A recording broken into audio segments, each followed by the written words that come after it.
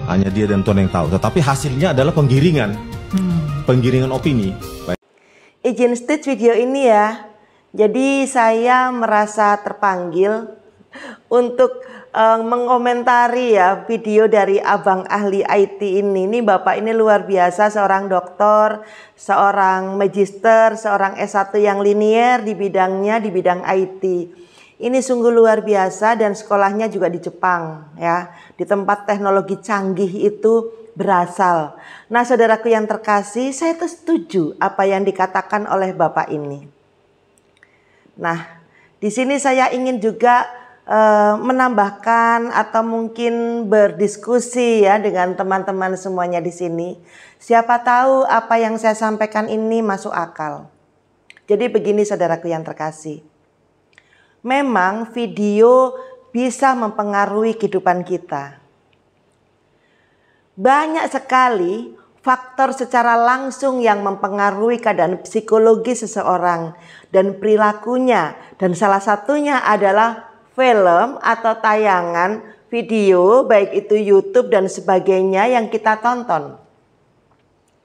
Tayangan cerita film atau video yang kemudian diperkuat oleh beberapa orang yang menurut para penonton adalah orang-orang yang kredibel, bisa dipercaya dan memiliki kemampuan untuk itu, maka akan berpengaruh pada suatu keputusan para penonton.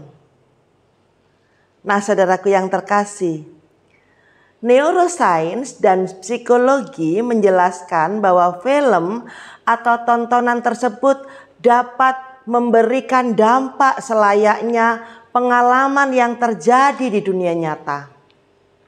Apalagi jika kejadian film itu mirip-mirip dengan yang terjadi di sekitar kita.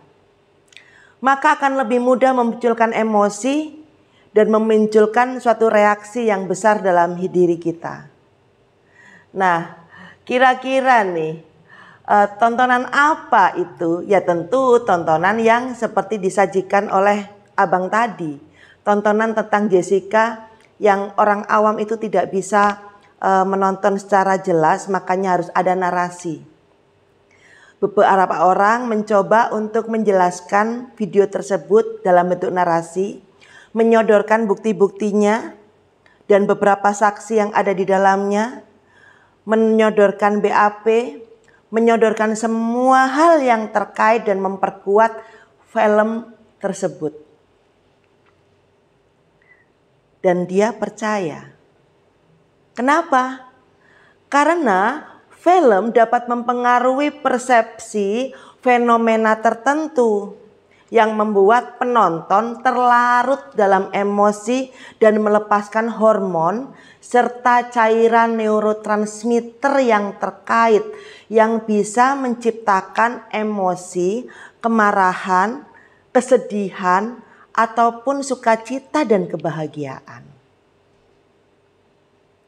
Hormon inilah yang berperan penting di dalam tubuh kita memberikan reaksi tentang apa yang kita tonton. Apalagi seperti saya jelaskan tadi, narasi pendukungnya luar biasa, memprovokasi dengan sangat halus dan membuat orang yang tadinya kekeh teguh memiliki keyakinan menjadi goyah. Nah, kita juga harus ingat ya bahwa kebohongan yang disampaikan secara terus-menerus itu mudah dipercaya menjadi suatu kebenaran.